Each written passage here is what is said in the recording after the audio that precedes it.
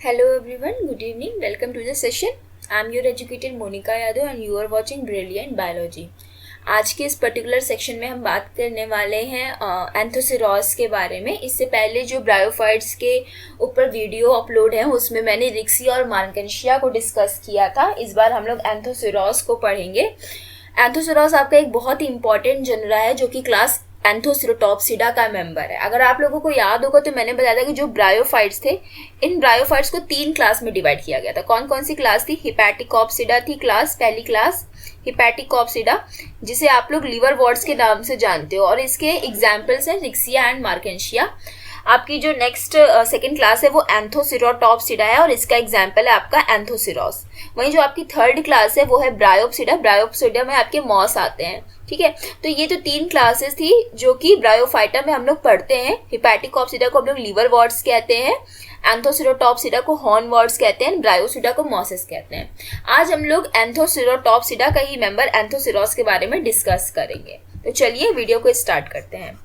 अगर हम एंथोसिरोस की सिस्टमैटिक पोजीशन की बात करें तो यहाँ पे उसका क्लासिफिकेशन दिया गया है।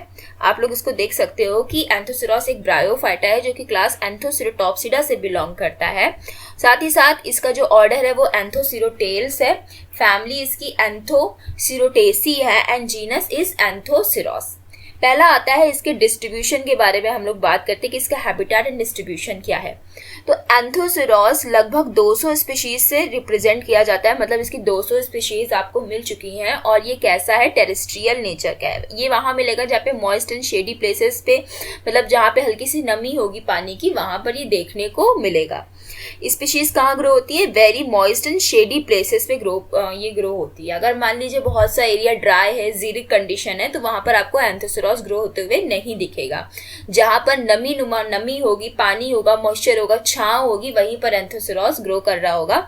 जनरली ऐसा एनवायरनमेंट कहाँ मिलता है? तो ऐसा एनवायरनमेंट आपको स्लोप्स में, जो माउंटेन की स्लोप्स होते हैं वहां पे देखने को मिलता है, रॉक्स पे देखने को मिलता है, साइड्स ऑफ डिचेस पे देखने को मिलता है, ठीक है।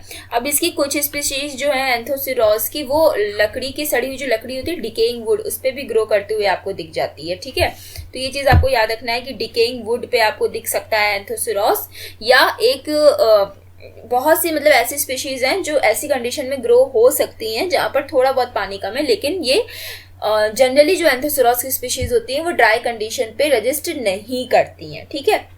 अगर यहाँ से क्वेश्चन बनता है तो आपको याद रखना है कि ये कहाँ मिलेगा? आपको मॉइस्ट एंड शेडी प्लेसेस में मिलेगा, ड्राई कंडीशन में एंथोसिरोस आपको नहीं मिलेगा।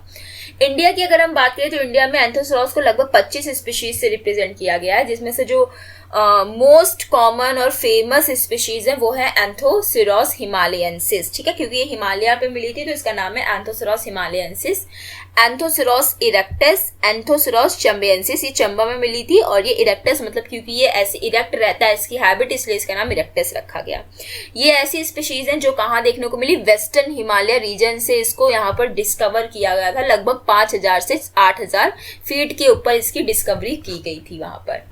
साथ ही साथ अगर हम रीजन्स की बात करें कि कौन कौन से रीजन्स में एंथोसिरोस मिलेगा, तो जाहिर सी बात है ऐसे एरिया में मिलेगा जहां पर पानी होता हो, बारिश होती हो, नमी हो, ठीक है। तो ऐसे एरिया कौन कौन से? मसूरी है, कुल्लू मनाली है, कुमाऊं है, चंबा वैली है, इन सब रीजन्स में आपको एंथोसिरोस देखने को मिलेगा।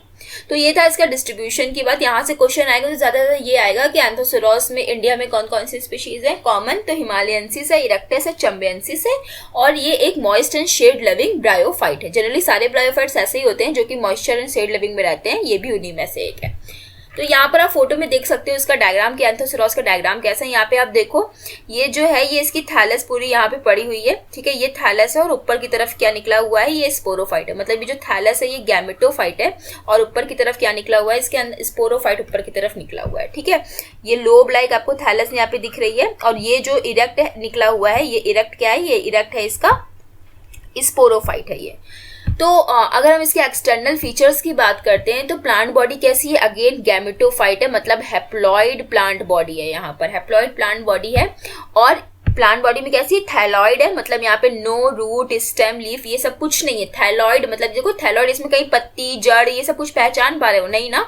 तो यहाँ पर कोई रूट, कोई स्टेम नहीं होती है, सिर्फ थैलॉइड बॉडी होती है। डॉर्सी वेंट्रल फ्लैटेंड होती है, प्रोस्ट्रेट होती है, ठीक है, डार्क ग्रीन कलर की होती है ये, और आगे मतलब इसके पास टेंडेंसी होती है डाइकोटोमस ब्रांचिंग की। मतलब अगर थैलस आप बनाओगे ना तो थैलस कुछ उस तरीके की है। ये देखो, एक ये यहाँ से एपेक्स, ये यहाँ से एपेक्स, ऐसे एपेक्स को हम डाइकोटोमस कहते हैं। और यहीं से फिर ऐसे ऐसे ब्रांचिंग होगी, फिर यहाँ से ऐसे ऐसे ब्रांचिंग होगी, फिर इसमें आगे जाके इस तरीके से, मतलब हमेशा दो दो ब्रांचेस में ये डिवाइड होगा। इस टाइप की ब्रांचिंग को हम डाइकोटोमस ब्रांचिंग का नाम देते हैं। ठीक है। फिर अगर हम इसके डॉर्सल देखो, इस थैलस के दो सरफेस होंगे, एक डॉर्सल सरफेस होगा और एक वेंट्रल सरफेस होगा। डॉर्सल सरफेस में क्या होगा, डॉर्सल सरफेस जो सूरज की तरफ फेस करके सरफेस है वो आपका डॉर्सल सरफेस होगा।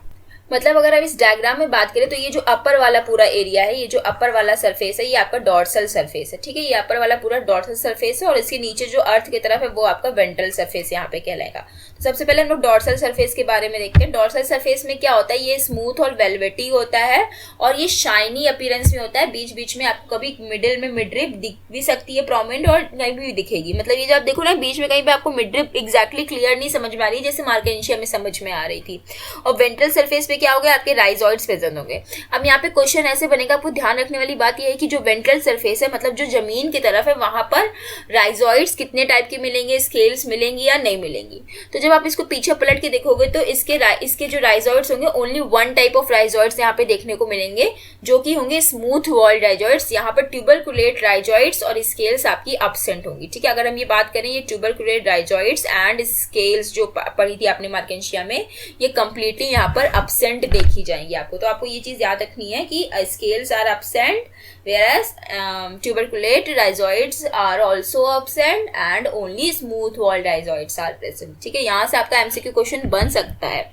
फिर आप देखोगे वेंट्रल साइड पे, या जब आप देखोगे तो आपको छोटे छोटे स्मॉल वहां पर ब्लूइश कलर के स्पॉट्स दिखेंगे। ये यूनिक चीज है कि ये ग्रीन स्पॉट्स होते हैं, ब्लू ग्रीन कलर के स्पॉट्स होते हैं। और ये किसके होते हैं, एक आपकी ब्लू ग्रीन एल्गी होती है जिसका नाम है नॉस्टॉक, उसकी कॉलोनीज के स्पॉट होते हैं। तो आप देखो ये डॉर्सल साइड तक कुछ भी नहीं था, यहाँ पे देखो कितना ज्यादा स्मूथ सब कुछ। लेकिन आप यहीं पे देखो वेंट्रल साइड में, तो यहाँ पर आपको ये दिख रहे हैं राइजॉइड्स। ठीक है, ये राइजॉइड्स दिख रहे हैं और साथ में आपको ये ब्लू ग्रीन कलर के स्पॉट्स भी देखने को मिल रहे हैं। ये किसके हैं, ये हैं आपके नॉस्टॉक कॉलोनी के स्पॉट्स होते हैं। ठीक, तो ये नॉस्टॉक कॉलोनी के आपको यहाँ पर स्पॉट्स भी यहाँ पे देखने को मिल रहे हैं। एक्चुअली क्या होता है, जिस मान लीजिए ये सॉइल सरफेस है और यहाँ पर आपका एंथोसेरॉस ग्रो कर रहा है। तो आपको पता है ब्लू ग्रीन एल्गी कहाँ होती है, मॉइस्चर वाले एरिया में सॉइल में ब्लू ग्रीन एल्गी होगी। तो जब एंथोसेरॉस यहाँ पे ग्रो कर रहा होता है तो उसके इन्हीं पोर्स के अंदर से यहाँ पर आपकी ब्लू ग्रीन एल्गी एंट्री ले लेती है और इसकी थैलस में वो रहने लगती है। तो जब आप पीछे से देखते हो तो आपको वो स्पॉट की तरह दिखता है।